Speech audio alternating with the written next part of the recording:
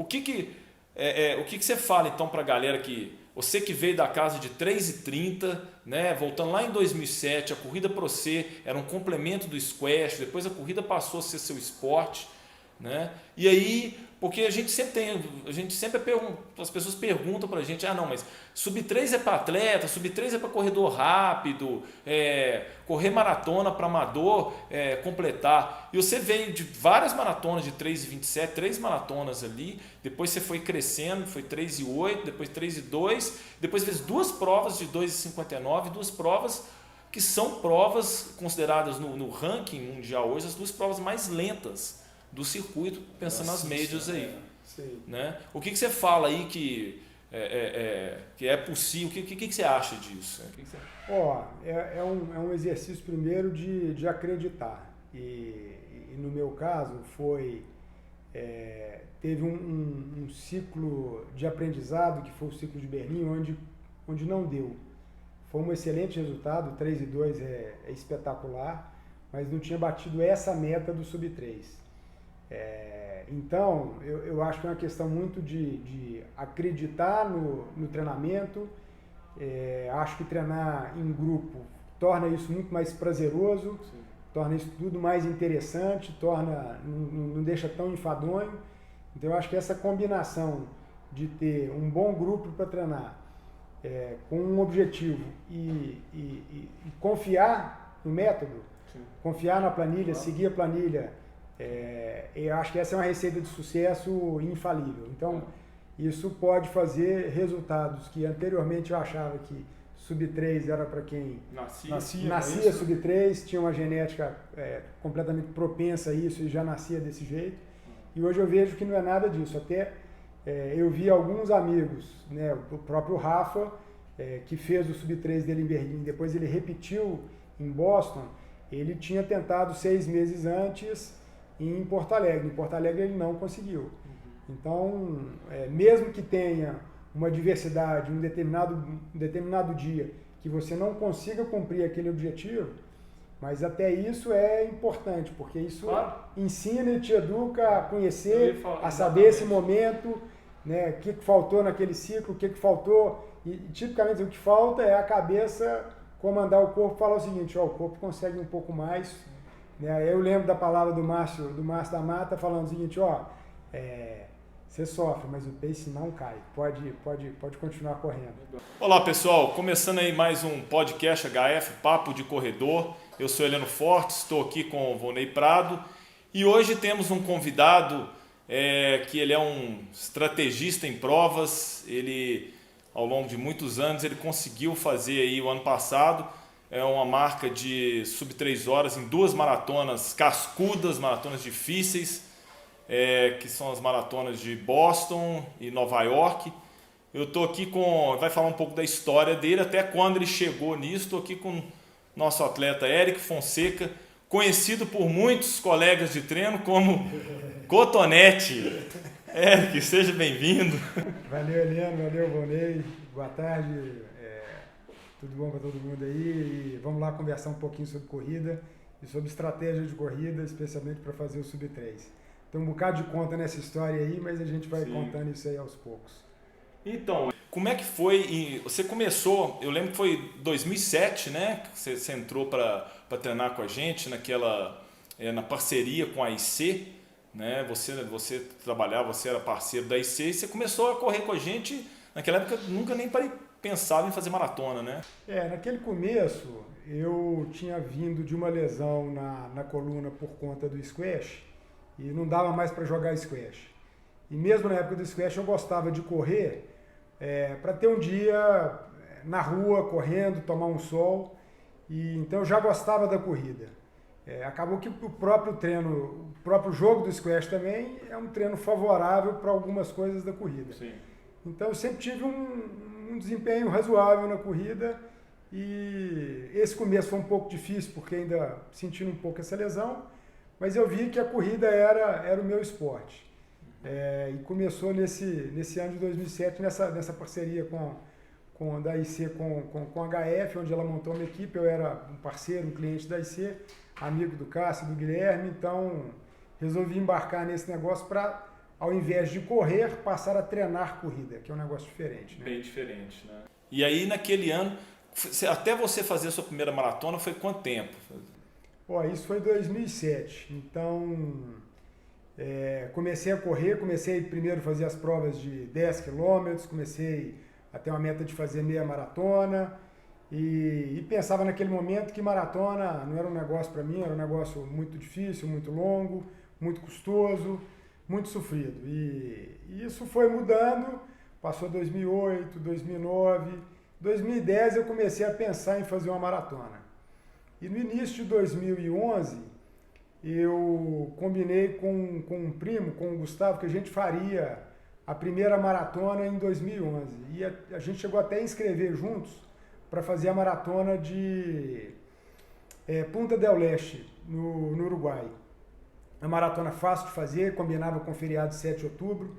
E por alguma razão me deu uma vontade, me deu uma inspiração.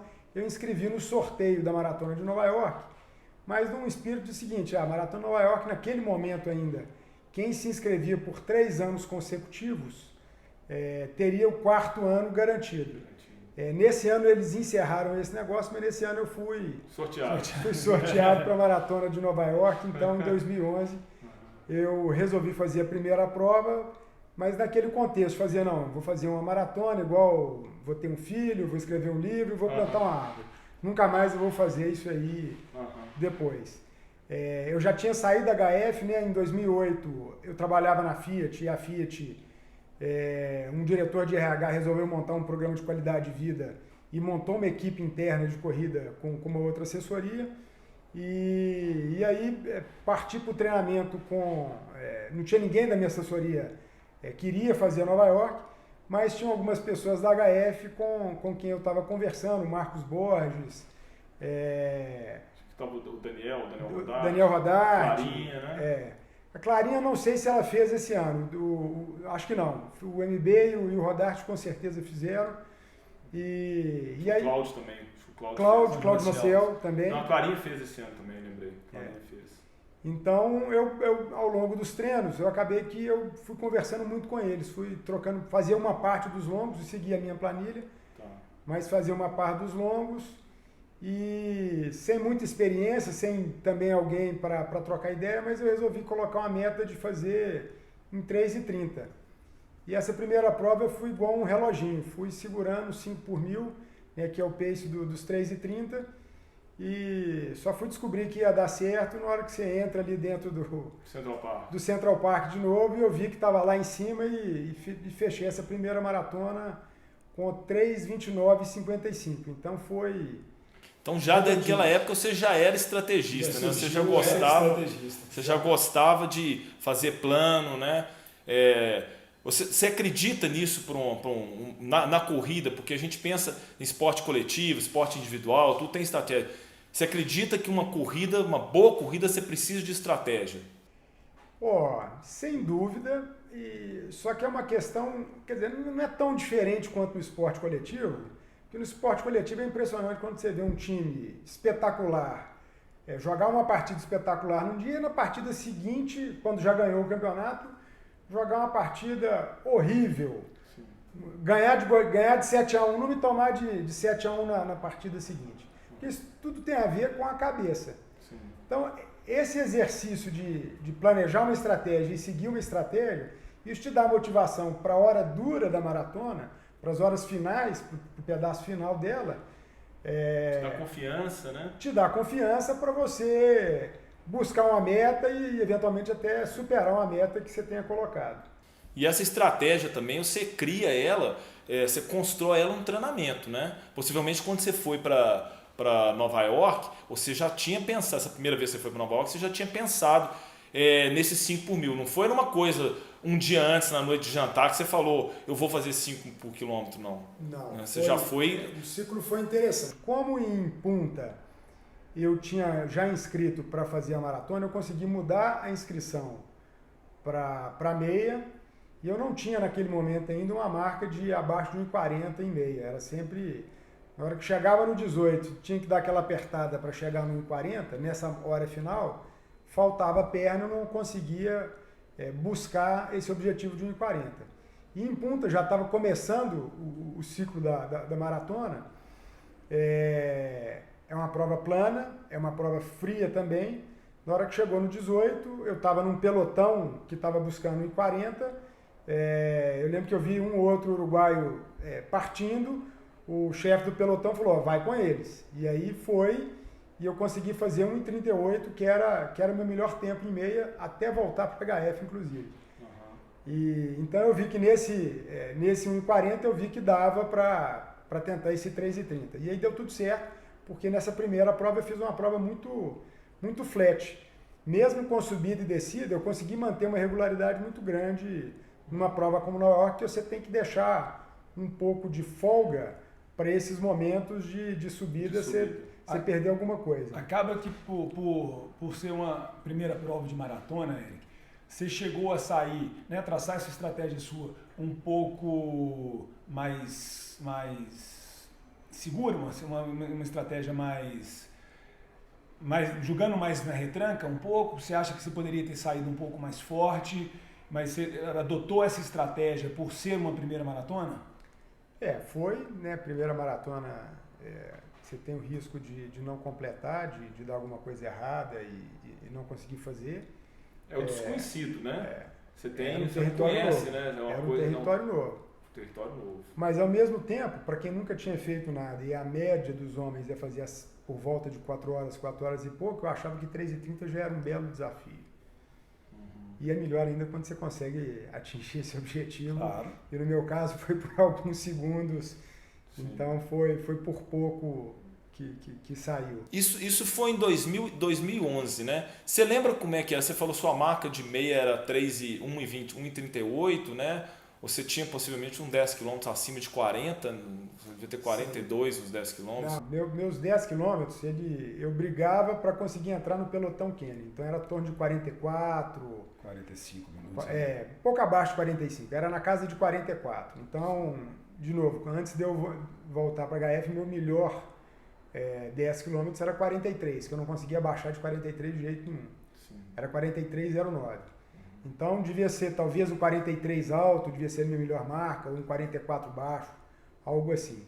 Então isso meio que compunha. Não tinha uma orientação para dizer o seguinte, com esse tempo em 10 ou em meia, esse seria um objetivo seu. Foi uma coisa meio que eu construí, o treinador na altura não falou, não sei se dá, não recomendou, né, até sendo mais conservador ainda, porque é ruim um aluno não conseguir fazer aquilo que o treinador recomenda. Sim. Então ele tinha me recomendado um 3,45, falei, eu vou para 3,30, e aí era os 5 por mil, casava que era um número redondo.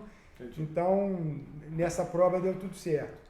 E no ano seguinte eu fiz uma outra maratona que eu mudei um pouco a estratégia de treino, já tinha nessa assessoria mais gente que ia fazer Buenos Aires,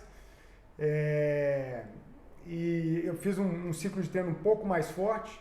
Da minha cabeça também eu comecei a separar os longos em 3 partes, então não importa se era 24 ou 30, eu separava em 3 partes, fazia progressivo sempre. Tava bem, porque treinar em grupo é sempre melhor. E aí nesse ciclo eu consegui fazer o meu melhor tempo, então foi 3,27 e 50 alguma coisa também, mas era sempre nessa casa. E nessa época, Eric, você consegue recordar os seus tempos de meia maratona e um 10 km, como é que estava nessa época? Cara, nunca oscilou muito disso, então eu ficava... Proporcional. Eu devia ter melhorado esse de punta, que foi 1,38, né? Eu tinha 1,40 alto, possivelmente. Consegui cair para 1,38, deu uma diferença razoável, alguns minutos. E o meu 10K também caiu aí para esses 43,09. Então, sim, eu tinha melhorado, mas eu estava num modelo e num volume de treino e numa intensidade de treino que não ia muito passar daquilo. Então eu estava meio que preso no... Qual que era o volume de treino que você fazia? Você lembra isso? 50 km por semana. Quantas sessões? 4 vezes por semana. 4 vezes por semana, 50 km de média. Tá. Aí passou o tempo e aí teve a virada, né? Que aí foi o ano você voltou para HF em 2000. Aí eu vou contar por que eu voltei. Aí eu passei 13 e 14 sem fazer maratona. Entrei, nessa época já era sorteio, em 2014 para 15 eu entrei no sorteio para Paris e comecei a fazer o ciclo de Paris, primeiro que é um ciclo mais duro de ser feito, porque você faz o ciclo no começo do ano. No começo do ano, é um ciclo, não tinha ninguém fazendo ciclo junto comigo, eu estava sozinho, não conhecia ninguém que ia fazer esse ciclo de Paris. Uma época mais difícil, por causa de temperatura, e você tem pouco tempo, você veio de Natal, Réveillon, normalmente é uma época que você não segue nenhuma sequência de treino, aí você chega em janeiro, fevereiro e março e abril já é a prova. Então o ciclo começava em janeiro.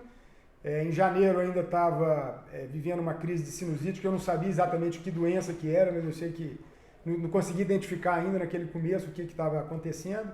Então eu não conseguia treinar, então perdi alguns treinos. Então fiz treinos sozinhos, no calor. Então assim, não fiz um ciclo bom. E obviamente chegou na prova, eu piorei em 1 minuto esse meu tempo de maratona. E o curioso é o seguinte, esse colega que foi o Conrado, que tinha feito esse ciclo em Buenos Aires comigo, naquela prova ele tinha feito, a primeira maratona dele, ele tinha feito 3:20. Então a gente fez o ciclo todo junto, eu bati na trave, quer dizer, eu fiquei nos 3:27 e ele no primeiro ciclo, e a gente fez o ciclo todo junto, ele fez 3:20. Depois ele demorou um tempo para conseguir melhorar esse tempo dele, conseguiu bater já e melhorar esse tempo, mas ele tinha feito um começo muito bom e eu estava frustrado então, e mais frustrado ainda quando eu não consegui, numa terceira maratona, não melhorar e estar no mesmo patamar. Então foi curioso, falei, então eu preciso melhorar, e aí o caminho foi natural, então posso até procurar uma outra assessoria, mesmo que eu procure uma outra assessoria, ficar comigo com aquela ideia na cabeça, se conseguir, ótimo, mas se eu não conseguisse, ou mesmo que conseguisse, falei, será que se eu tivesse ido para HF, eu não tinha conseguido uma performance melhor? Uhum. E então foi natural, e aí um dia, num final de semana, eu te encontro acabando um treino, falou, quero voltar. Isso foi 2017, eu tinha entrado no sorteio para Chicago e tinha já sido sorteado, estava vindo de algumas lesões ainda, queria fazer primeiro uma ultramaratona de montanha, estava diversificando, então o primeiro semestre seria muita montanha e no segundo semestre entraria no foco para Chicago. Então o primeiro semestre ainda foi treinando com um pouco, sentindo lesão, mas aí ultra de montanha você faz, né? Não tem pace, era uma ultra que tinha uma altimetria muito, muito dura, que foi La Mission. Uhum. E eu entrei no ciclo de Chicago primeiro querendo bater esse tempo de 3:25. Então esse era o meu objetivo, eu queria fazer 3:25, que era já uma distância dos 3:28 que eu tinha feito, e era um passo, né? Sim. Eu estava saindo dos 3:30, eu estava dando um passo para os 3:25. Então eu imaginava que isso para mim já seria excelente. E aí chegou lá no ciclo, você começou a ver que mudou a história, né? Porque você começou... Primeiro que existe uma coisa que a gente esqueceu de comentar, que você perdeu peso também, né? Da época que você estava antes, você perdeu foi embora uns bons quilos, né? Eu perdi, mas foi no ciclo, foi em torno de 5 quilos. Mas aí, assim, na verdade, isso já mudou, e essa história de usar a estratégia, que em outra assessoria não tinha isso. Primeiro, assim, o ciclo começa com um teste de avaliação do momento que eu estava. Foi um teste de 3.000. Uhum. Eu nunca tinha feito um teste de 3.000. Uhum. E aí eu fiz esse teste de 3.000 e falei, eu acho que aguento um teste de 3.000 fazendo a 4x1000. Uhum. Eu lembro quando eu comecei a treinar na HF lá em 2004, eu lembro que eu tentava fazer 1 km lançado a 4x1000 e eu não conseguia 4:1. Eu lembro que eu fiquei super feliz lá em 2007, quando eu consegui fazer o primeiro quilômetro abaixo de 4x1000, 3:58, 3:59 num treino. Eu lembro assim, aquecia, se eu não fizesse no primeiro, no segundo já não saía. Uhum. E ainda bacalhava o segundo, né? Então passou um tempo e aí eu falei, então eu vou tentar 4x1000 e fiz o meu primeiro teste, não sei se podia ter sido melhor, mas eu fiz a 4x1000 e saiu. E aí eu lembro quando começaram os treinos, nessa época da HF, eu conhecia a turma que treinava à noite, né? O Marcos Borges e a turma que treinava à noite. Eu não conhecia quase ninguém da manhã. e eu tinha passado a treinar de manhã. Então eu não estava entrosado com a turma ainda. E eu lembro que nesses primeiros treinos que foram passados, por exemplo, alguns treinos de VO2 ou treino de limiar, mas especialmente os de VO2, quando você entra no ciclo de maratona, você começa a ter uns treinos de VO2 um pouco mais longos, alguns de VO2 de 2 km, eu não conseguia sustentar 4 por 1000. E eu vi que isso era importante. Então, eu lembro que eu pedi para um amigo, que foi o Diego, que depois até veio para a HF e voou depois. O Diego estava bem melhor treinado que eu naquele momento. Ele me ajudou em alguns treinos que eu estava fazendo com ele a tentar sustentar esses treinos. E aí foi impressionante como ao longo desse ciclo de Chicago, a performance veio. Foi um monte de coisa. Foi o ajuste de cumprir a planilha, perfeito, né, do jeito que o meu teste 3000 estava mostrando, que eu não cumpria antes. Eu lembro, por exemplo, num treino deste 3000, eu conseguia começar a 4 por 1000, eu terminava o primeiro quilômetro, lá para o 1300, começava o corpo a descontar, falava o seguinte, para que sofrer, ia para 4,10, ia para 4,15, eu terminava 4,20, 4,30. E aí eu vi que você consegue sofrer um pouquinho, e você tem um descanso, esse sofrimento ele é passageiro. Você aprende a sofrer. E você vai aprendendo a sofrer. E aí foi curioso que tinha uma prova, quer dizer, Chicago é em outubro, início de outubro. Teve uma prova que foi final de julho, início de agosto, portanto já com alguma coisa de ciclo. Foi meia da ASICS aqui. Final de agosto. Não, foi antes da meia da ASICS. A meia da ASICS aí foi quando eu mudei. Eu te dei uma confiança, né? Te mudou. Para um objetivo novo em Chicago. Mas foi uma prova do Galo que eu fiz 40 e 40. 10 quilômetros. 10 quilômetros. Eu comecei a fazer 4,10, eu achava que ia dar 4,10 e fui vendo que 4,10 estava tranquilo, no final eu apertei e na hora que eu vi deu 4,10. Foi a prova do Galo que teve a quilometragem certa, porque no ano seguinte... No ano seguinte nós fizemos 35. 34. Então, eu lembro que num longo desse eu encontrei com o Flavinho Lago, o Flavinho eu conhecia da época antiga da HF, aí o Flavinho falou, ele me perguntou se eu tinha feito essa prova, eu falei que sim, tinha falado do tempo, falou, tem uma turma que está treinando, terça e quinta de manhã cedinho, e eu achava uma loucura acordar às 5 da manhã para correr, eu lembro que a Marcela, minha esposa, já estava fazendo isso, eu achava isso uma loucura, mas aí quando o Flavinho falou, tem um grupo que está treinando, vem treinar com a gente, todo mundo vai correr Chicago. Eu estava empolgado com esse resultado que eu estava tendo, mas com dificuldade de correr sozinho. Nessa época o Diego tinha enfiado o joelho numa cadeira dessas de praça. Ele estava parado, ele estava sem treinar, então estava treinando sozinho. E é muito mais difícil fazer um ciclo sozinho do que com pelotão. E aí então eu passei a acordar às 5 da manhã, entrei para essa turma das 6h15, né? Clarinha, Flavinho, sim, Daniel e a turma que queria correr Chicago.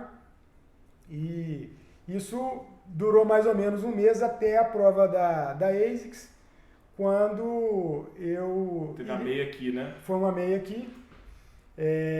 Eu iria tentar o sub 1,30, sem saber se eu conseguiria ou não, porque aí, só corrigindo, né? Uma semana antes teve a meia internacional do Rio, que eu fui fazer, mas como eu faria a meia da ASICS aqui, eu fui fazer a do Rio, mas eu fui fazer a do Rio para passear. Então eu fiz, como eu tinha 1,38, 1,37 na meia como melhor meia, fui fazer no Rio, vou fazer 1,35 e foi assim, foi super tranquilo. Foi assim, super confortável, foi um passeio. E aí eu fui para o 1,30 aqui em BH. Eu lembro que eu saí, o MB e o Lucas De Pauli, e tinham 2 caras da Galo Runners. A gente foi a prova quase toda juntos. Eu lembro que eu perdi um pouquinho deles lá pelo 15, mas estava uma distância que eu estava conseguindo ver. O MB até me falou depois que achava que eu não ia conseguir, porque ele já me sentia ofegante já no 15, mas aí eu consegui vê-los perto, consegui chegar no 18 E aí no último quilômetro ainda consegui dar uma apertada, porque eu já estava vendo, a Clarinha estava um pouco na frente, a Clarinha tinha partido um pelotão um pouco à frente. Eu vi que eu estava conseguindo chegar, mas não consegui chegar nela não, mas consegui fazer 1:29. Então nesse ciclo de Chicago, com o ciclo de treinamento, com a perda de peso, eu fui baixando o meu objetivo de 3:25, 3:20, Você deu um salto aí, né? E eu vi que o 3:10 estava muito... Estava possível de ser feito. E quanto que foi em Chicago? Você terminou com 3? Aí em Chicago eu fiz 3:08 e 39, 3:08 e 40, alguma coisa assim. E a sua estratégia de Chicago foi correr a prova toda na velocidade flat, o tempo todo na mesma velocidade? Foi.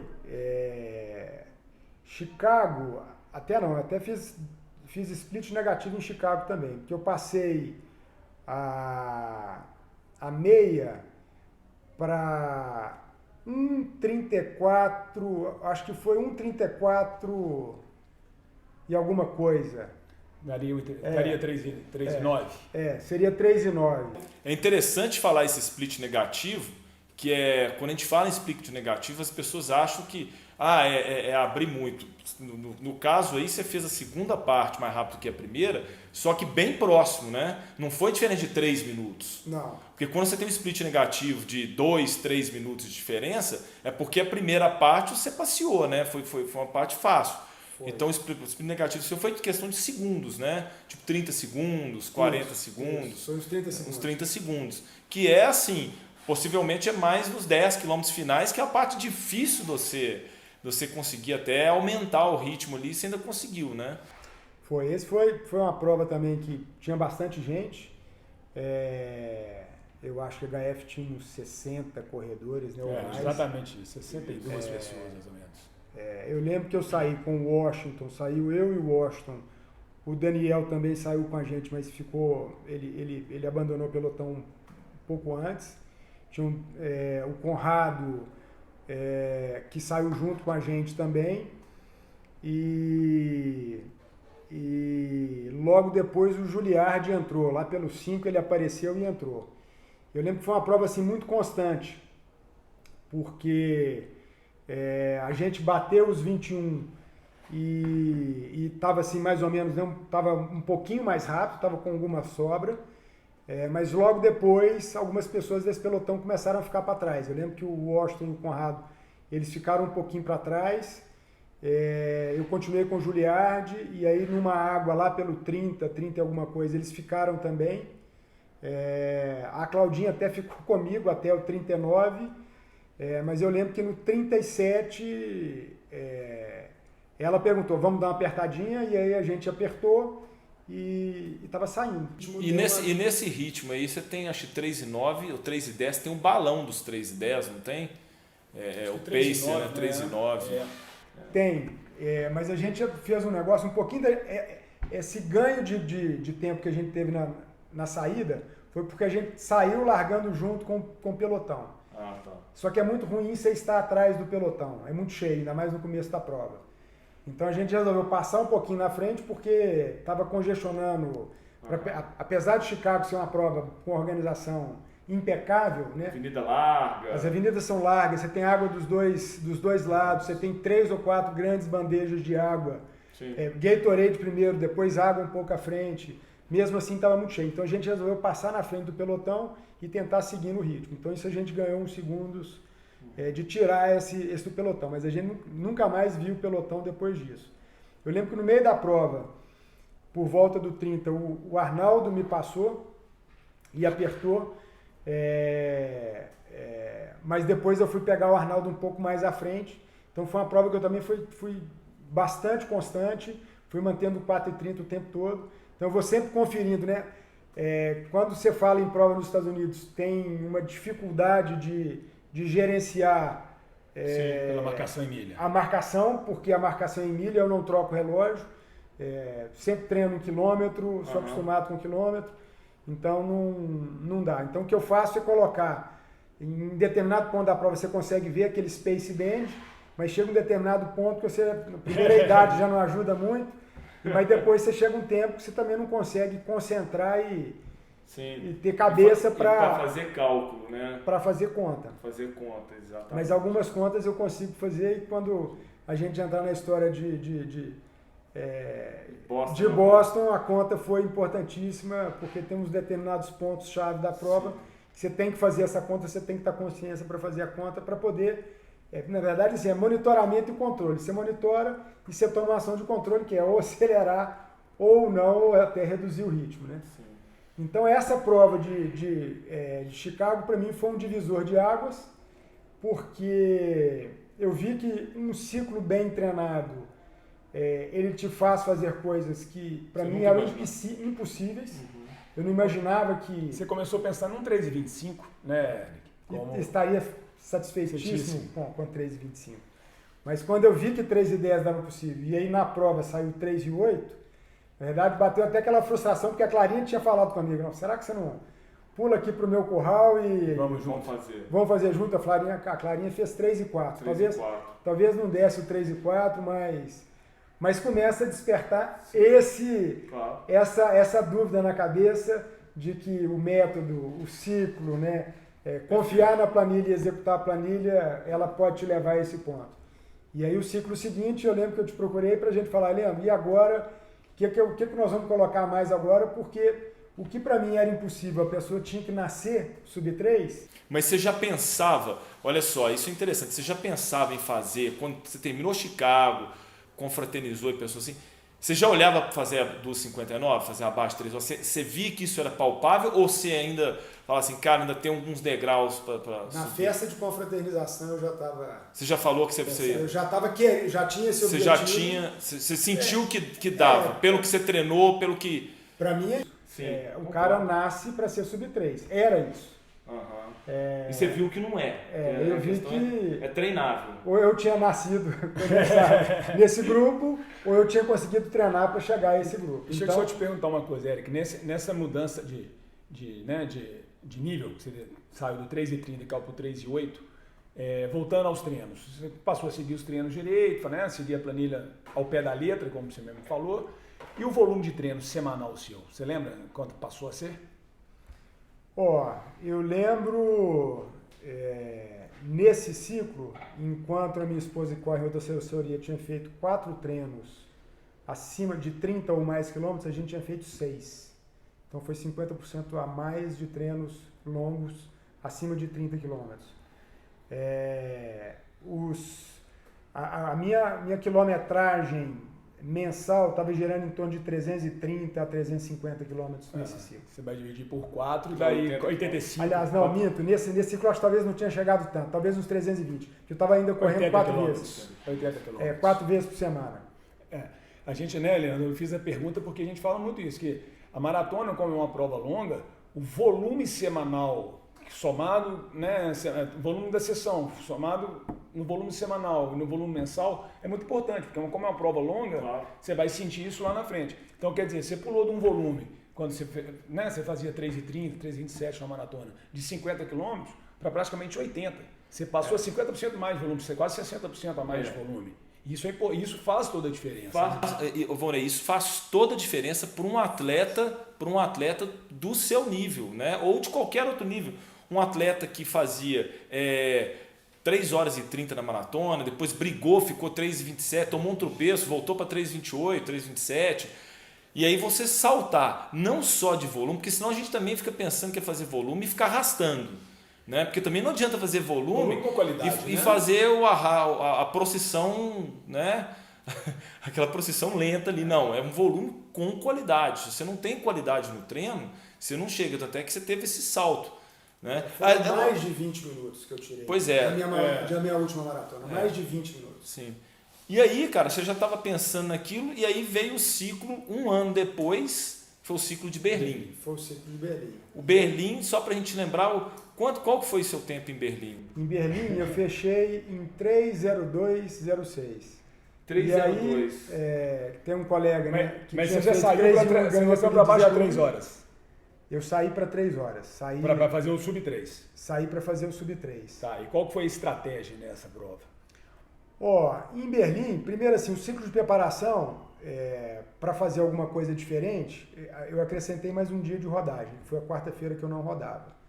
Então teve um pouquinho mais de volume, mais 10 km na semana aí que eu estava colocando. São 40 no mês. 40 no mês. São 120 em 3 meses. Para quem estava rodando 80, subiu 10%, 12% do volume semanal. É bom. Foi um pouquinho. E eu tinha 2 colegas que estavam também treinados buscando o Sub-3, que era o Rafa Silva, Sim. da HF, e o Marcelo. São Paulo, né? O São Marcelo Paulo. Delvigna. Então, a gente encontrou, antes a gente estava aquecendo dentro do parque, e na hora que a gente estava indo pro curral, nós encontramos com o Daniel Ramalho. O Daniel já tinha entrado no curral e ajudou a gente a entrar. Acabou que a gente entrou no curral bem na frente, logo atrás da Elite, mas assim, a gente entrou bem na frente, no ponto de largada nosso. A gente estava à frente do pelotão que tinha largado. Então a estratégia seria entrar atrás do pelotão, a gente largou um pouquinho na frente. Então o Daniel tinha um objetivo diferente da prova, ele já saiu, no estouro da boiada, saiu mais forte até do que ele conseguiu sustentar, mas a gente estava lá mantendo o ritmo de 4,10, 4,15, às vezes saiu um 4,17, mas na hora que bateu o 11º quilômetro, esse pelotão Sub-3, que tinha largado atrás da gente, bateu na gente. E quando esse pelotão chega, ele chega carregando um pelotão. Assim, é um monte de gente. Eu lembro que o Rafa estava um passo à frente. O Rafa olhou pro cara, pro pacer, e perguntou quanto tempo de relógio ele tinha. E ele tinha 30 segundos a menos do que a gente tinha no nosso relógio. O Rafa nem olhou para trás e deu um tiro. Ele fez 3,50 nesse quilômetro, continuou apertando mais 1 ou 2 quilômetros e fez a prova dele. E ele conseguiu fazer o Sub-3 com 2,58 em Berlim. Eu fiquei com o Marcelo e olhei para o lado, o Marcelo estava do meu lado, falou, vamos com o Rafa. Falou, não, vamos no pelotão. E aí o pelotão, na verdade, passou pela gente. E aquilo, de alguma maneira, atrapalhou, porque a gente viu o pelotão passar e ir, mas a gente ficou acompanhando o pelotão. Então a gente não perdeu tanto do pelotão. Mas ficamos ali 30 segundos, 1 minuto atrás do pelotão, até o pelotão foi embora. Logo depois passou um pelotão da Adidas, era um pelotão menor, mas também passou e foi embora. Tipicamente esses caras também erram, são um pouco mais devagar e vão apertando ao longo da prova para ajustar. Mas isso atrapalha mentalmente, né, cara? Isso dá uma... Ainda mais você sabendo que você estava 30 segundos atrás dos caras. Eu não sabia, o Rafa que sabia. O Rafa que então sabia. eu nem sabia que eu estava tão atrás. Mas isso atrapalha psicologicamente. E aí, no 37, eu vi que eu estava atrás, mas que dava para buscar, que eu ia ainda tentar buscar. Então deu uma apertada, e aí eu caí dos 4,15, que estava mais ou menos girando, entre 4,15 e 4,20. Eu comecei a girar 4,5 por mil, mas aí no 39 eu vi que não ia dar, que isso não era o suficiente, que eu tinha que girar 3,50, 3,40, mas eu não tinha força para isso. E é impressionante como é que a cabeça manda desligar. E aí o pace sobe para 4,30, 4,40, sofrido. O Marcelo chega em mim, vem, que eu tinha aberto um pouquinho dele. E eu não consegui ir, eu só consegui apertar quando entra na avenida lá do Portão de Brandemburgo. E aí deu uma apertadinha lá, ainda tentando ficar dentro do zero da casa de 3,1. Mas aí deu os 3,2. Então foi um aprendizado espetacular, porque foi um excelente tempo. Sim. Você já tinha saído de 3,8 para 3,2. Você melhorou 6 minutos. Muita melhora. Então foi muito bom. Foi meu recorde pessoal. Esse tempo me qualificava para Boston com alguns minutos de folga, né? Boston era, até aquele ponto, 3,15, depois eles tinham abaixaram agora para 3,10, mas me qualificava para Boston com mais de 10 minutos. Então era um feito, mas eu estava naquele dia, naquela noite, naquela celebração, diferente do ano anterior em Chicago. Eu estava bastante frustrado e tinha um colega que tinha ido de muleta, estava de muleta lá, que fez o ciclo e machucou. Foi só para passear, e ele falando comigo, cara, se eu fizesse a prova eu ia fazer por volta de 4 horas, não estou entendendo a sua frustração com 3,2, não sei de onde que você está achando ruim. Falei, cara, é verdade, não tem sentido nenhum, é um puta tempo, é meu recorde, é muito pouca gente, isso aqui eu acho que fica entre os 3% melhor da 3%, prova, sim. mas, cara, eu tô sentindo assim, eu tô frustrado. Claro. Eu tô frustrado Perfeito. porque, Sim. por alguma razão, eu deixei na estratégia de prova essa coisa ir embora aqui e aí eu lembro que eu estava tentando procurar os dois caras que não tinham feito Sub-3, né, que era o Daniel Ramalho e o Nazinho e o Rafa, né, os três que fizeram, o que eles usaram de estratégia, como é que eles correram essa prova para tentar fazer para vir mais forte numa próxima prova e tentar fazer. E aí que a gente entra no ano passado em Boston, né? Em Boston. 2019. Boston e Nova York, duas provas bem mais cascudas, né, do que Berlim e Chicago, e foi as duas provas que você conseguiu. Agora, são provas, Boston e não sei se você vai concordar comigo, mas Boston e Nova York são provas que exigem muito mais estratégia, né, do que Chicago e Berlim, por causa da questão do perfil altimétrico. Exige você conhecer como que você vai usar, distribuir sua energia. É claro que não estou falando que prova Chicago e Berlim, você não tem estratégia, mas eu acho que principalmente a maratona de Boston, que é uma prova que começa com muito descida, né, e depois você tem que ter perna para subir aquelas 3 subidas de Newton, e depois você volta a descer, que é no quilômetro 35 para frente, que eu corri lá 2 vezes e eu sei o que é você voltar a descer depois do 35, depois de ter descido muito e subido. Você não tem perna, se você abusa no início, você não consegue correr. Eu corri ali os 7 km finais de Boston, na primeira vez que eu fiz, a segunda vez não conta. A segunda vez o Volney foi na prova e estava um calor danado. Ele e o Marcos Cruvinel. Então eles levaram um calor para lá que a prova quase foi interrompida. Mas a primeira vez, cara, eu desci em queda livre a primeira meia. Eu lembro que eu falo isso com todo mundo. Gente, segura a primeira parte, principalmente os primeiros 10 quilômetros, e desce muito, é muito fácil, um nível técnico alto, né? É um nível técnico alto, a prova tem um clima bom, normalmente tem um clima bom, nível técnico, é motivacional, né? Você tem gente gritando ao longo do percurso o tempo todo, a prova tem uma vibe, uma energia fabulosa, né?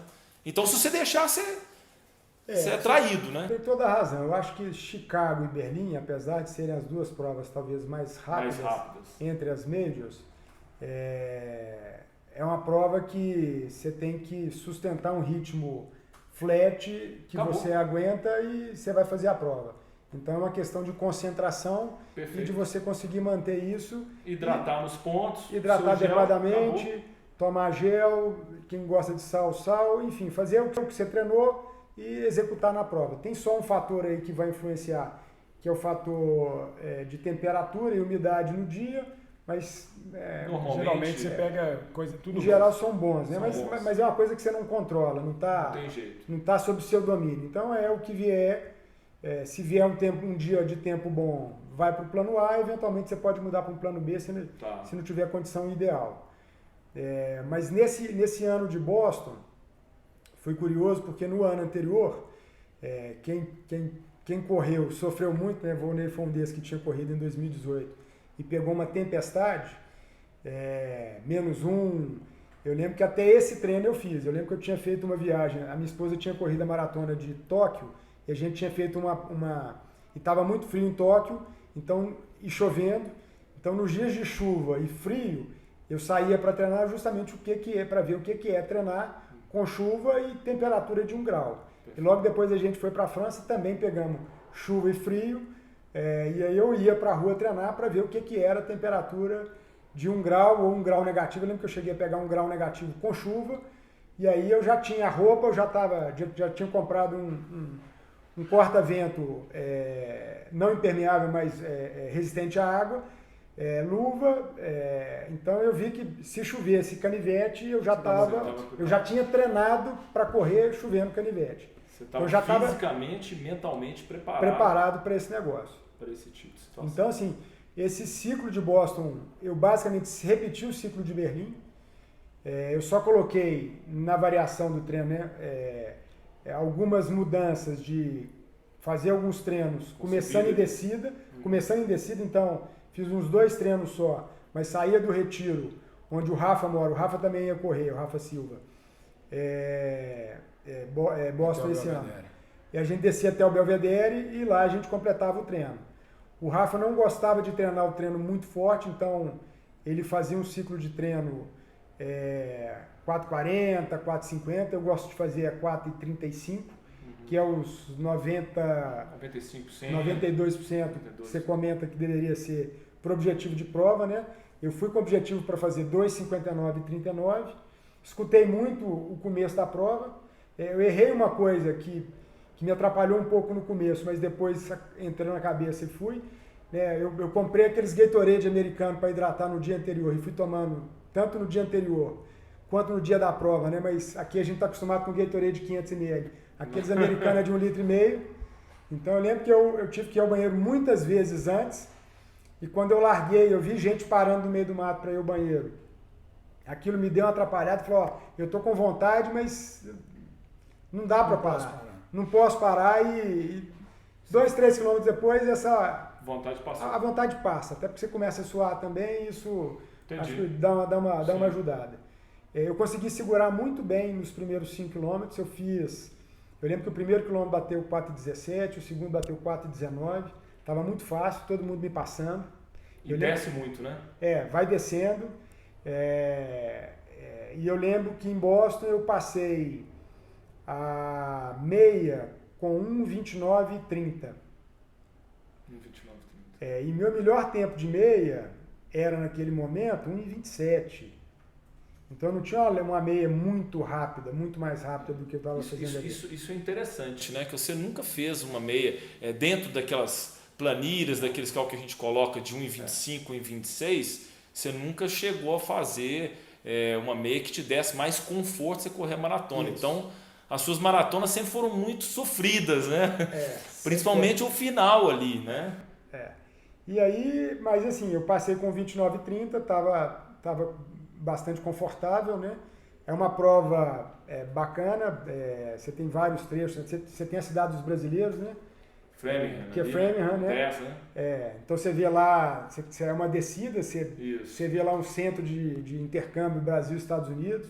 Tinha uma brasileira que me entregou água na hora, vai Brasil, e você vai vendo as pessoas, então tinha algumas pessoas, eu percebia que eu estava perdendo tempo, mas aí eu vi algumas pessoas que eu tinha que buscar, e eu fui buscando essas pessoas, né, alguns rostos, né? Na verdade não, você vê costas da camisa das pessoas que você vai tentando coordenar a sua corrida e um pouco da sua concentração, até para manter a concentração na prova. Perfeito. Eu passei também a usar estratégia de potência. Então, que ano você começou a treinar com potência, né? Eu já estava com potência, que eu não estava usando para treino, mas no dia anterior, né, no final de semana da prova, eu fui no stand da Stride, e agora isso já está no aplicativo, mas eles moem seus treinos todos, eles te dão 4 limites de potência. Um limite, primeiro um range básico para você ficar, eu lembro que ficava ali entre 250 até 250 a 260, e o limite máximo 240 até 270, não podia passar disso. E aí quando eu entrei nas subidas de Newton, era muito fácil correr a 270. Então, basicamente, eu fiz isso entre 265 e 270. Estava muito confortável fazer. Mas era sofrido para descer na potência, dentro desse range de potência. Então, porque as subidas você sobe bastante, desce um pouquinho, sobe bastante, desce um pouquinho, sobe bastante, aí depois você tem as descidas. Você começa a descer mais, sem descer tanto, mas descer mais longo. Né? Aí é uma descida longa. E aí você tem que correr mais rápido, né? Para poder manter aquela potência. Exatamente. E aí que vem a perna, né? Já nas subidas, né? Eu achei até a terceira subida mais dura do que a Heartbreak Hill, que é a última. Mas você sente, especialmente quadríceps, na hora que você tem que forçar a descida. Eu lembro que quando eu passei a Heartbreak Hill, logo que você começa a descer, aí bate o quilômetro de 35. Isso. E aí entra o momento chave da prova, da minha prova, e aí a experiência, o treino e a concentração foram fundamentais, porque eu vi que o 35 era um ponto-chave e eu olhei no chão, né? Eu olhei o quilômetro 35 e eu olhei no chão, eu estava com 2 horas, 30 minutos e 10 segundos. E aí quer dizer, o meu objetivo era sub 3, se você dividir a prova em 3 partes, ou 6 partes, né? Se você dividir em 3, vai ser 14, 27, 42. Se você dividir em 6, você vai ter o 7, logo depois o 14. Sim. O último 7 lá. O 21, depois você tem o 28 e aí você tem o 35. Então no 35 você tem um sexto da prova, então falta justamente meia hora para a prova. Só que não é 42, é 42,195. Então na minha conta, o Vonei já tinha falado de dar uns 40 segundos, na minha conta era 1 minuto. Então eu vi que eu tinha 10 segundos, mas eu tinha que tirar aquele 1 minuto. E eu precisava tirar aquele 1 minuto e 10. E aí, logo depois que eu vi o 35, bate a quilometragem do 35 no meu relógio, eu tinha batido um pouco antes. Eu lembro que eu tinha dado 4,3 naquele quilômetro já, porque eu já estava começando a descer. E foi um misto assim de desespero, mas também de um espanto de eu estar fazendo aquele pace naquele momento. E aí o desespero já não dá para raciocinar muito o que eu devia fazer e o que eu não devia fazer, mas começa a vir um filme na cabeça. O primeiro filme era o filme de Berlim. Eu vi ali com 2 horas e 30 e 10, falei, isso vai dar 3 horas e 1 minuto. Eu não vou ser mais 0,2, eu vou ser 0,1. Eu vou bater o meu recorde, eu vou fazer um puta tempo, vai ser uma puta prova, mas eu vou ficar frustrado demais nesse negócio. Só comentar um negócio, que nesse dia, a prova era uma segunda-feira, e a gente estava voltando, eu estava no avião da Azul, na conexão, e eu estava traqueando, todo mundo estava em Boston. E você tinha acabado de passar no 35, e quando passa no 35, ele te dá já qual que é o seu prognóstico, qual que é a sua chegada. Você estava dando 3 e 1 e pouco. E eu falei assim, ferrou, não vai dar mais. Porque no 35, se ele está devendo 1 minuto e meio, pelo mais... E ninguém, cara, de todo mundo que a gente acompanhou até hoje em Boston, todos os nossos alunos, cara, e a gente correndo... Ninguém conseguiu correr bem nos 7 finais de Boston. Ninguém. Eu falei assim, cara, ferrou. Agora ele vai pro lado do precipício. E aí desliguei, entrei para dentro do voo, cara. E aí depois eu vi o resultado. Mas conta lá. E aí o curioso foi justamente isso. Porque é um misto dessa frustração que tinha acontecido em Berlim. Então, assim, o que eu lembrava era do Rubinho Barrichello. Hoje sim, hoje não. Porque eu sabia que eu estava até o 30... E talvez no 30 eu tenha, do 30 para o 35 saiu dessa casa, e tinham vários amigos acompanhando que depois me mandaram os prints, né? O tempo todo eu via na prova, eu estava correndo, eu estava acompanhando, eu estava com o Space Band, eu estava com o raciocínio eu vi que eu estava lá e passei a meia para 1:29:30, eu olhei no relógio, então a minha prova estava muito controlada. E nesses pontos de controle, né, na verdade, assim, as provas nos Estados Unidos, você tem a marcação em quilômetro no chão a cada 5. Então, no 35 você casa tanto esse fator de misturar com os terços da prova com a marcação no chão também. Sim. Então, eu vi que nesse momento eu precisava acelerar. Então, eu fiquei na dúvida do que eu faria. Se eu acelerava naquele momento, ou se eu esperava alguma coisa ainda para acelerar, para não acontecer o que tinha acontecido em Berlim. Tem muito chão ainda, né, cara? Porque eu apertei no 37, no 39 eu vi que não dava e aí eu quebrei no 39. E aí foi pior ainda por isso. Mas o Rubinho Barrichello lá falando na minha orelha, hoje sim, hoje não. Então assim, vai ser outra prova que eu vou estar quase no sub 3, eu vou bater meu recorde e vou fazer um excelente tempo. Vai ser uma prova espetacular, mas não é o danado sub 3. Então aquele negócio começou a me pegar, e aí o que eu vou fazer, e acho que até por sorte, é um trecho de descida, então o pace naturalmente ele já sai mais forte, apertar o passo estava duro, o quadríceps já estava dolorido, estava muito doendo, mas eu comecei a apertar. E aí eu via, marcando no GPS, eu estava no lap automático, eu vi que meus tempos com erro ou sem erro do GPS, eu vi que meus tempos estavam saindo rápidos. Então eu estava batendo 4,3, 4,4, 4,5. Isso te motiva, né? Querendo ou não, por mais que você esteja com dor, você começa a enxergar o negócio dando certo. E aí vira a chave. A dor, você esquece da dor e começa, né? Exatamente. Se você batesse 2 a 4,20 possivelmente, você ia falar assim, como você fez em Berlim. Na hora que você viu que não ia dar mais, você desligou a chave do 39 por 40. Só que lá em Boston, assim, né, você contando o caso, foi ao contrário. O negócio começou a dar certo e você viu que ia dar. Então, em vez de você desligar a chave, aquilo te virou para você tornou ao seu favor. Um rubinzinho. Hoje sim, né? Hoje sim. Hoje sim. Foi exatamente isso que aconteceu. E aí, nesse momento, eu começo a lembrar também dos treinos. Então, eu lembro que teve alguns treinos, e 2 são bastante importantes. Né? Vou lembrar do treino de 36, que o Volney fez a primeira volta da Pampulha comigo, e o Heleno depois fez a segunda volta. E aí você só falava disso, né, do começo e do final da prova. E eu vou lembrar também depois do treino de 28. Eu lembro que nesse treino de 28, o Nelson começou comigo nos primeiros quilômetros. O treino de 28, ele não era um treino flat, ele era um treino que oscilava. Você subia, né? Que tinha 4,20, depois caía. Eu lembro que eu terminei muito bem esse treino. E eu lembro que o Márcio da Mata terminou esse treino comigo. E o Márcio da Mata me falou uma coisa que eu não esqueci depois, eu fui lembrar nesse momento. Você sofre, mas o pace não cai. Então era exatamente isso que estava acontecendo comigo.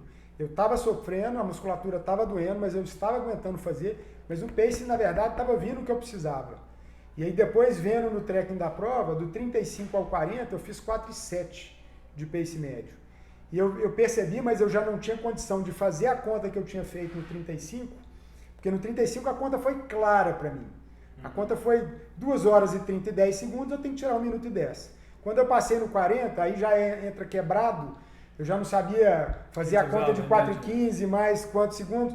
Eu sabia o seguinte, que eu estava faltando uma casquinha para tirar o sub 3. E eu precisava ver que momento que eu ia dar o bote. Você lembra quanto que você entrou no 40, não? Eu não lembro o tempo que eu estava no 40. É essa parte um pouco da confusão mental do esforço grande que estava fazendo. Mas eu lembro que o momento que eu vi o seguinte, agora eu vou sair para o sub 3, foi quando eu vi o tapete da última milha. E aí vamos lembrar que a Strava estava com um desafio naquela prova, e o Instituto HF estava entre as instituições que quem fizesse a última milha mais rápida dentre todas as outras da prova, tinha uma doação de $10 para o Instituto HF. Eu vi o tapete da última milha, então falei, aqui eu sei onde eu estou agora. Falta 1,6 km, e aí eu sentei o cacete nessa última milha. Essa minha última milha, eu fiz ela 3,56. Foi a milha mais rápida da prova. Foi a minha milha mais rápida. Foi a milha que o Neilton fez. O mesmo tempo, mesmo pace que o Neilton fez. Neilton, acho que ele fez Boston para... 2,42, eu acho. 2,42 ou 2,47. Mas na casa de 2,40, ou seja, eu fiz uma última milha. Né, o sapo pula não por boniteza, mas por precisão, né? Parafraseando aí o Grande Sertão Veredas, eu tinha que fazer aquilo, senão não saía, porque eu estava olhando depois pelo tracking dos amigos que foram mandando, né, acompanhando no aplicativo. Quando eu passei o tapete do 40, a minha previsão era de 3 horas e 10 segundos, alguma coisa assim. E quando eu passei da última milha, tinha subido. Essa última... Do 40 até o 40 e 400, eu corria 3,19.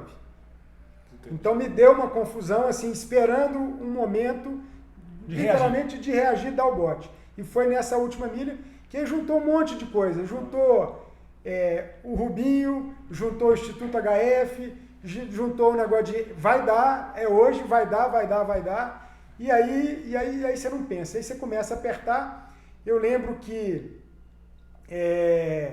você tem um pouco de descida, você passa meio que num mergulhão, mas é muito leve, sobe, tem uma multidão, né? Aí você está literalmente dentro de Boston. E depois você vira à esquerda, tem a Boston Street. Você vira à direita, tem uma leve subida, e logo depois tem uma virada à esquerda. Nessa virada à esquerda, tem uma foto que está no meu Instagram, inclusive. Eu lembro que eu estava correndo mas tão concentrado no onde eu ia botar o pé, como eu ia fazer. Eu lembro que teve um cara que entrou na minha frente, eu achei que era ele estava com uma camisa curta, achei que era um cucaracha, parecia aquelas camisas da maratona de Buenos Aires, mas é um brasileiro de Florianópolis. Eu vi que ia bater, eu deixei trombar, até eu acho que foi o Corredor Zoeiro, recentemente repostou essa foto. Quem nunca deu uma encoxada no final da maratona, então eu dei uma encoxada no cara, tem essa foto lá. Eu bati no cara, saí e continuei correndo. Eu lembro que eu olhava para o relógio, meu pace nesse momento estava em 3,50, mas eu ainda não sabia se ia dar. Eu vi que tinha 3 quarteirões ou 4, não me lembro bem, até o final da prova. E eu vi no primeiro quarteirão que o tempo que eu levava para cada quarteirão já ia me dar o sub-3. E aí a minha preocupação passou a ser outra, porque a largada de Boston é uma largada sem pórtico. De repente tem um tapete esticado no chão e largou. Então não tem Você não sabia se tinha soltado no lugar certo. Um sacramento certo, não tem um negócio assim. Eu não sabia se ia ter um pórtico ali, se ia ser só um tapete, e tem várias marcações ali. No chão, né? No chão com a marca de Boston. Isso. Falei, eu não posso parar antes, eu posso até parar o relógio depois, mas eu não posso parar antes. Eu lembro que na Boston, né, nessa milha final, eu lembro que eu vi muito corredor do MPR, e eu fui pegando vários desses caras, vários. Isso foi me ajudando também a buscar. E aí eu só fui ver que ia dar nesse ponto, mas que eu não podia desconcentrar. Então 3,50 estava possível manter. Eu sentia que eu ia até o final nesse pace e que bastava eu não parar no lugar errado, eu tinha que parar no lugar certo. Então deu para ver onde era o tapete, e logo depois tinha lá o símbolo de Boston pintado no chão, certo? Eu parei o relógio, e aí quando eu olhei o relógio, foi a felicidade, deu os 2:59:38, que dava o sub-3 numa das provas mais difíceis, talvez a prova que mais precisa de estratégia. Mais precisa de estratégia, eu também acho. Por conta da subida no descida meio, da descida no meio, no início, da subida e descida no meio, e da descida final, e esse sprint final. Então, assim, no final, nesse ciclo, eu fiz mais de 10 treinos acima de 30 km, mais de 10 treinos, de 30 ou mais. Então, eu acho que isso tudo foi fundamental para, nesse final, o Rubinho brigando, a briga de Berlim, a frustração de Berlim, o aprendizado, tudo isso. Mas é o seguinte, esse volume de treino, a planilha, foi fundamental para chegar com perna, não ter moído a perna no começo da prova, mas também ter endurance para chegar no final e ter um sprint de 2:40 e alguma coisa, que foi o sprint do Neilton nessa última milha. Ô Eric, comparando então agora, você fez isso no primeiro semestre, aí descansou, depois você ainda foi fazer uma prova doida lá, né? Você ainda foi se aventurar na prova nos Estados Unidos, né? Eu fiz o B2B. O B2B, né? Que é uma inscrição, eles abrem a Big Sur para 400 pessoas que têm qualificação em Boston, eles abrem a prova e por pouco não deu pódio também no desafio. Legal. E aí você fez essa prova e nós fomos aí você foi para Nova York, que é uma prova que até antes a gente estava... Você estava na dúvida, você não tinha pensado em sub-3, né? Não sei como é que foi que você... Mas eu falei, não, nós vamos fazer ela dá para fazer o sub-3, que de certa forma depois você estava melhor tecnicamente, né? Em termos de preparo físico, você estava melhor do que Boston, não estava? Tá. Para Nova York você estava melhor, porque é uma prova mais exigente em termos da prova mesmo, porque é uma prova que tem mais subida, então é uma prova que exige mais força do que a prova de Boston. Exatamente, Nova York é uma prova mais dura, lenta, né? Mais dura e mais difícil do que Boston. Mas é uma prova que você precisa usar uma estratégia diferente. De Boston. Você não precisa ter tanta cautela, vamos falar, naquela primeira parte. Você larga na Verrazano Narrow Bridge, né? Ali desce e depois você corre 10 km. Na verdade, você primeiro sobe. Então você tem 3 grandes subidas em Nova York. A primeira é na Verrazano, que começa a prova, mas está logo na descansado, largada, você nem sente. Sim. E você desce em seguida mais do que você subiu, que a gente já larga um pouquinho alto na cabeceira Da ponte. Da ponte. Então você acaba descendo mais. E é uma descida mais inclinada do que a subida. E venta para burro ali, né? Mas é assim, como é começo... No início você nem sente. É tranquilo. Aí quando você cai no Brooklyn ali, é 10 km plano, e depois você fica no... o Brooklyn é todinho plano, né? A parte mais rápida da prova é que é a parte do Brooklyn. Aí depois você vem no Queens. O Queens tem umas subidas, uns aclives e tudo. Mas a prova, eu sempre falo que ela começa mesmo. Você tem uma subidinha no 21, né? O 21 é na subida, né? No meio da subida. Tem a pontezinha pequenazinha. Que é na ponte do Brooklyn pro Queens. Isso. Então na ponte principal. Mas eu acho que é ali depois que começa a prova, né, cara? Que aí na hora que você vai, que para todo mundo, mesmo uma prova totalmente plana, o primeiro nocaute que você toma é no quilômetro 24, 25, que é o primeiro que a pessoa que não tem tanta experiência dá aquela assustada, né? Que é justamente na hora que você vai passar Queensboro, né? Foi meu primeiro, foi meu trecho, inclusive, mais lento da prova, que foi acima do meu pace médio. Mas foi por desconcentração até. Nova York foi uma prova curiosa. Primeiro que o dia estava muito frio. Sim. Então, assim, o tempo de espera nosso foi longo. A gente deu sorte porque a gente tinha uma logística boa, né? A agência que a gente estava, a Cidinha, ela conseguiu um ônibus que sairia da porta do hotel, então a gente só saiu do hotel e entrou no ônibus, mas por outro lado você chega cedo. E estava bastante frio, então eu lembro que até o quilômetro 3 meu dedo do pé ainda estava congelado, mas o que é ótimo para correr, então assim, é desconfortável no começo, mas depois é ótimo para correr. O frio é bom. Eu ia correr com o Fred Barbosa, mas na hora que a gente estava no mesmo curral, mas a gente estava em cor diferente, então eu vi que eu estava no laranja e ele no azul, ou vice-versa, mas por uma curiosidade enorme, na hora que porque essas duas cores, elas encontram justamente... depois da ponte. Depois da ponte. Lá no Brooklyn, né? No quilômetro 5. Exato. E vão até o 15 juntos, né? Juntos, mas separados, uma de cada lado da pista. Então a gente foi um olhando para o outro à distância. O Fred até estava dando uma apertada, tinha uns caras do MPR que estavam dando uma apertada, ele ia atrás, depois eu ia seguindo. E a gente foi junto até o 21. No 21 ele ficou um pouquinho para trás. Quanto que você passou o 21, você lembra? O 21, eu acho que foi um 29, foi também um 29,30, por volta disso. Então tinha sido bem próximo de Boston.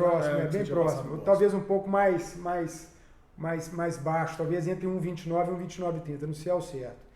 E nesse ponto eu tinha levado uma cápsula de sal, mas eu já tinha treinado para tomar a cápsula de sal nos treinos longos, mas nunca tinha treinado de tirar a luva para pegar a cápsula de sal, de tirar do saquinho, e isso veio me atrapalhando. Eu estava com um copo d'água, tirando a luva, aquele troço me fez também perder alguns segundos nesse trecho. Também, né? Então assim, perdi concentração nesse trecho, mas aí foi do 21 até o 25, no 25 eu voltei a voltar para o meu tempo.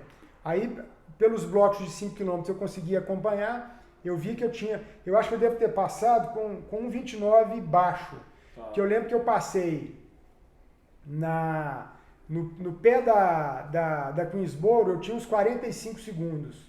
De sobra, de gordura. E eu lembro que eu devo ter perdido uns 30, 35 só, perdi pouco na Queensboro. E quando você cai na primeira avenida, eu senti que eu tinha ainda alguma gordurinha. E aí, de novo, a experiência, o treino, na hora que estou na primeira avenida, eu sinto um totó, um chutezinho no pé atrás. Na hora que eu olho para trás, o pelotão sub-3 está chegando em mim. E aí, de novo, vem a pergunta, o que eu faço, o que eu vou fazer? Então, eu fui um pouquinho, quer dizer, o pelotão vem, né? Ele vem te passando. Depois eu vinha saber, esse pelotão saiu lá com o Marcelo Teixeira. Eles estavam no começo, a 3:10. Então os caras estavam tirando a diferença. Então eles estavam mais fortes. Meu relógio batia 4:10, 4:07. E esses caras estavam firmes. Eu resolvi de novo não deixar ir embora. Falei, mas estava ruim de correr atrás deles. Então eu passei o pelotão. Então eu lembro que no final da primeira avenida, entrando pro Bronx, eu passei o pelotão. Na hora que está voltando no Bronx, na curva para pegar a quinta avenida, eles me passam de novo. Então eles estavam um pouquinho à frente. Logo depois, eu estava correndo com o boné, mas com o gorro, o boné estava meio... Era o boné da prova, estava meio bambo. Era um boné que o fixador você não prendia. E esse boné, veio um vento, esse boné voou. Eu parei, voltei, peguei esse boné, coloquei na cabeça e fiquei pensando, você é um imbecil. Porque você vai ter que voltar para fazer Sub-3 aqui em Nova York e esse boné vai te custar uns 20 mil reais. Então, parabéns por ter voltado para buscar um boné de 20 mil reais. E aí eu só pensava nisso, e aí você começa a subir a Quinta Avenida, o pace não baixava de 4,15, então eu vi... É duro, né? Eu vi que o seguinte, a folga de 15 segundos que eu tinha já tinha ido embora, mas eu estava ali no jogo, eu tinha que chegar no pelotão Sub-3. O pelotão tinha largado atrás de mim, então não bastava chegar no pelotão, eu tinha que passar o pelotão. Então, eu percebi que ao longo da Quinta Avenida, ali são 2,5 quilômetros mais ou menos, né? Eu acho que dá... A subida é em torno a subida mesmo dá em torno de 1.600, 1.700 metros, até o centrão do Central Park. Aí você entra direito no Central Park, e aí no Central Park ele quilômetro 38 e pouquinho. E aí você tem 2,5 km no Central Park e você sai lá fora, né? De montanha-russa. De montanha-russa. Subida e descida. Isso. Eu vi que eu não conseguia passá-los na subida da Quinta Avenida. Então, nesses 1.600 metros, eu cheguei bem próximo deles.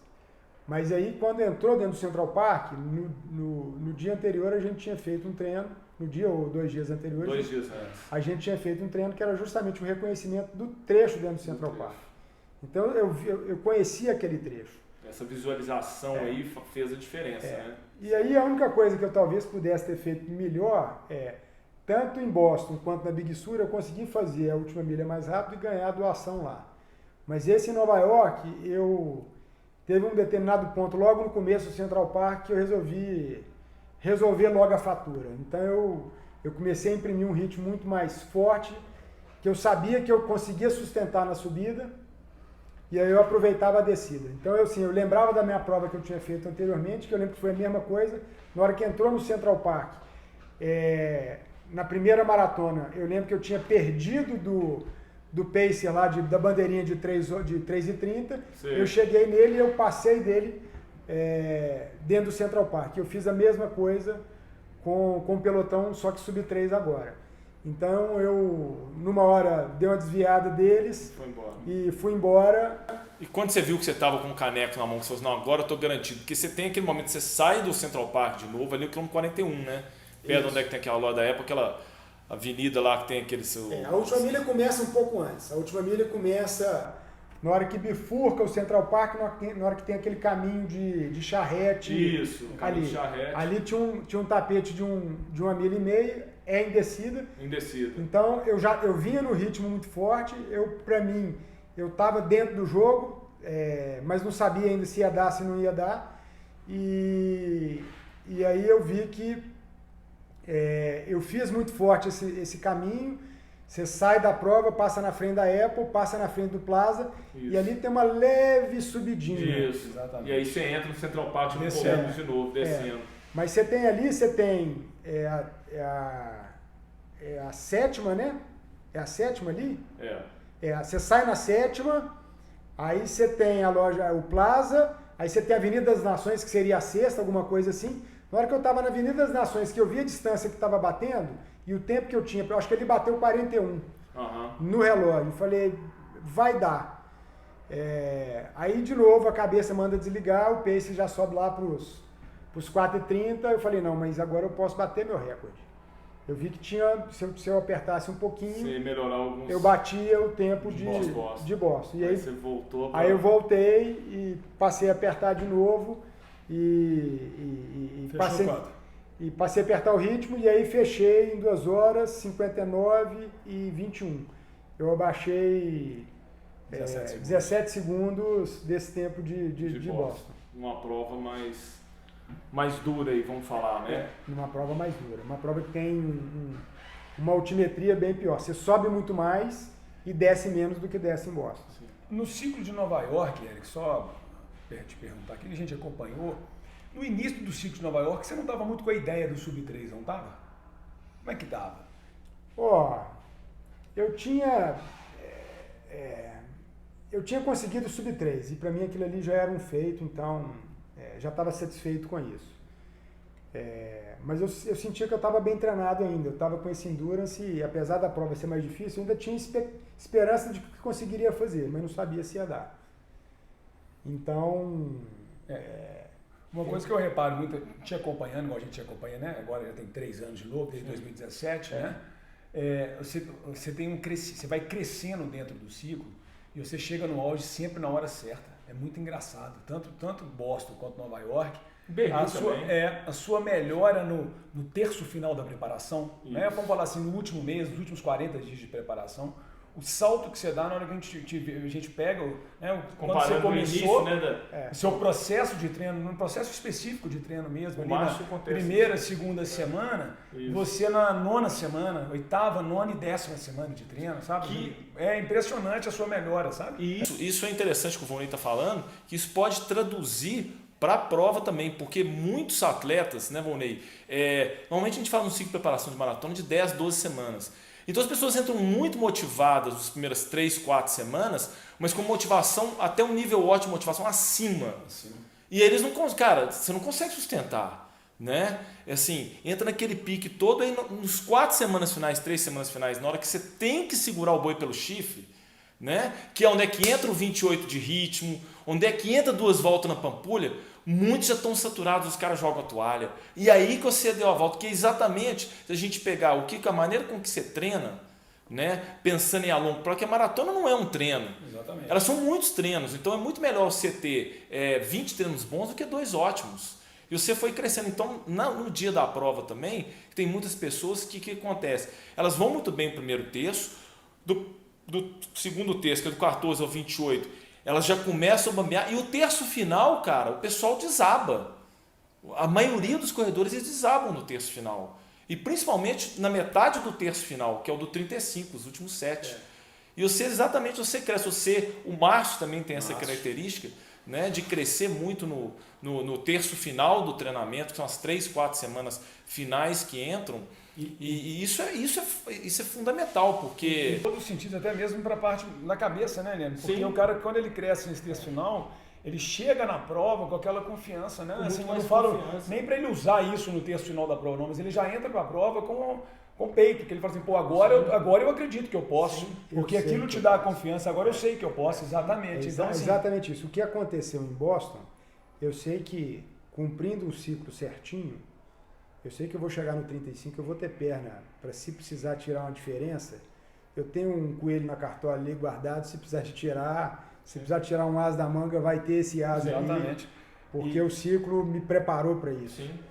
E só mais uma pergunta aqui, Eric, assim, né, dentro do que a gente está falando aqui, o que você acha que é fundamental hoje, né, você passou por esse processo até chegar no Sub-3 e tal, o que você acha que assim, o volume de treino, eu acredito que no ano de 2019 você devia estar rodando um volume de quase 100 km por semana, né? Eu fiz, basicamente os ciclos, se for pegar os 3 meses de cada ciclo desse, deu 1.000 km em cada ciclo. Então você vai dividir por 3, vamos pensar ali, né? São 335, 340. Vamos pensar 90 km de média. Só que a gente tem que pensar que você fazia 90 km de média em 5 sessões de treino. Em 5 sessões. Em 5 sessões de treino. Então isso já joga uma média de 18 km por sessão, de média. Então, quer dizer, é um volume considerável. Sim. É diferente, por exemplo, você a gente faz um volume de 110, mas a gente corre 7 sessões de treino. Sim. Então, se você pegar a sessão do treino, está com mais ou menos a média, entendeu? Sim. Então, isso que a gente tem que pensar. Porque né? você pega num volume desse de treino, num ciclo desse, você tem um volume de longo, de um extra longo, vamos falar que é 30, 35 quilômetros, e você tem um outro toda terça-feira, um volume de 20 quilômetros você está fazendo, um volume com qualidade, você chega a rodar 16 a 20 quilômetros ritmado. Então, você pega na semana só de treino aeróbico de ritmo maratônico longo, você tem 50 km, 50 a 55 km de ritmo, mais um treininho que vai ser um terceiro treino, que é um treino de VO2 com estímulo mais extenso, ou então limiar. aqueles bloquinhos de 3 de 4 km, 4 de 3, né, que a gente costuma fazer, ou aqueles VO2 misto com limiar, que é série de 2000. Né?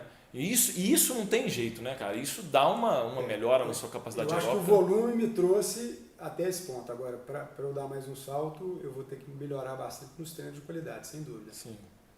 Agora, tem que sofrer mais. Sim. Agora, cara, pra gente pensar, pra gente fechar isso aqui, o que você fala então pra galera você que veio da casa de 3,30, né, voltando lá em 2007, a corrida para você era um complemento do squash, depois a corrida passou a ser seu esporte, né? E aí, porque a gente sempre pergunta, as pessoas perguntam pra gente, não, mas sub 3 é para atleta, sub 3 é para corredor rápido, correr maratona para amador completar. E você veio de várias maratonas de 3,27, 3 maratonas ali, depois você foi crescendo, foi 3,8, depois 3,2, depois fez 2 provas de 2,59, 2 provas que são provas consideradas no ranking mundial hoje, as 2 provas mais lentas do circuito, pensando nas majors aí. Né? O que você fala aí que é possível? O que você acha disso? É um exercício primeiro de acreditar. E no meu caso teve um ciclo de aprendizado, que foi o ciclo de Berlim, onde não deu. Foi um excelente resultado, 3,2 é espetacular, mas não tinha batido essa meta do sub 3. Então, eu acho que é uma questão muito de acreditar no treinamento. Acho que treinar em grupo torna isso muito mais prazeroso, sim, torna isso tudo mais interessante, não deixa tão enfadonho. Então, eu acho que essa combinação de ter um bom grupo para treinar, com um objetivo e confiar no método, sim, confiar na planilha, seguir a planilha, eu acho que essa é uma receita de sucesso infalível. Então, isso pode fazer resultados que anteriormente eu achava que sub 3 era para quem nascia sub 3, tinha uma genética completamente propensa a isso e já nascia desse jeito. E hoje eu vejo que não é nada disso. Até eu vi alguns amigos, né, o próprio Rafa, que fez o sub 3 dele em Berlim, depois ele repetiu em Boston. Ele tinha tentado 6 meses antes em Porto Alegre. Em Porto Alegre ele não conseguiu. Então, mesmo que tenha uma diversidade, um determinado dia que você não consiga cumprir aquele objetivo, mas até isso é importante, porque isso, claro, ensina e te educa a conhecer, a saber esse momento, né, o que faltou naquele ciclo, o que faltou. E tipicamente o que falta é a cabeça comandar o corpo e falar o seguinte: o corpo consegue um pouco mais. Eu lembro da palavra do Márcio da Mata falando o seguinte: você sofre, mas o pace não cai, pode continuar correndo. E aprender, igual você falou, eu acho que também essa coisa é você aprender com a derrota, né, cara? Você trazer a derrota, entre aspas, o fracasso a seu favor. Eric, valeu, obrigado aí pelo nosso bate-papo aí, tá? Mais um dia sobre nosso papo de corredor, né? Então, é isso aí, pessoal. Obrigado, Volney. Valeu, obrigado, Eric. Valeu, gente. Até mais. Até a próxima.